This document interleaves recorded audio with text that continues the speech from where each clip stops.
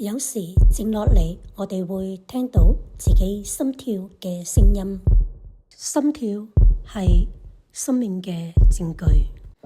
聖經講，我哋係照住神嘅形象被造。如果我哋有心，難道上帝冇咩？神唔係一個冷冰冰嘅力量，佢有心。佢會憐憫，佢會心痛，佢會愛，呢種就係神嘅心跳。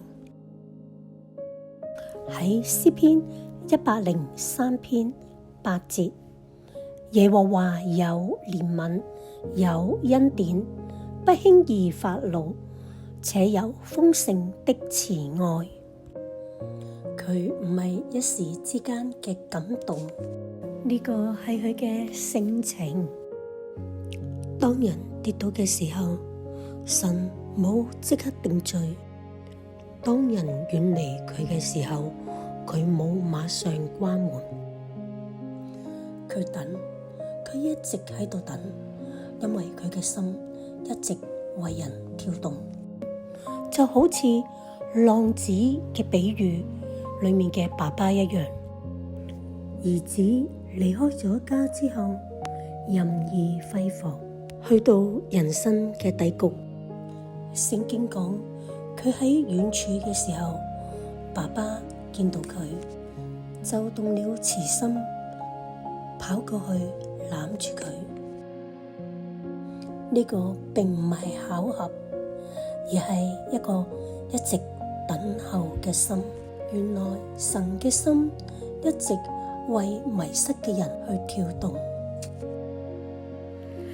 如果你覺得你同神嘅關係好似遠離咗，或者只係你轉咗身啫，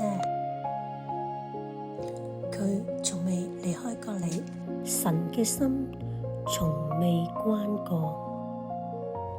而十字架唔係宗教嘅記號，而係神為你為我甘願敞開佢嘅心。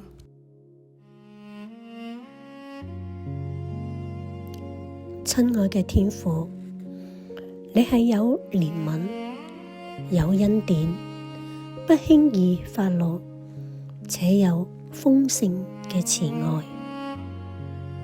有時我軟弱，有時我冷淡，甚至有時我都覺得自己唔配再親近你，但係你冇馬上定我罪，更加冇轉身離開過我。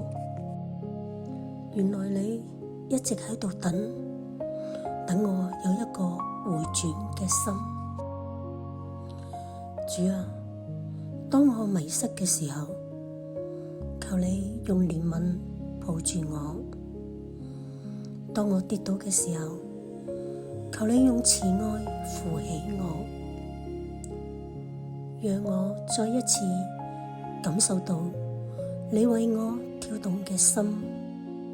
我願意轉身，我願意歸向你。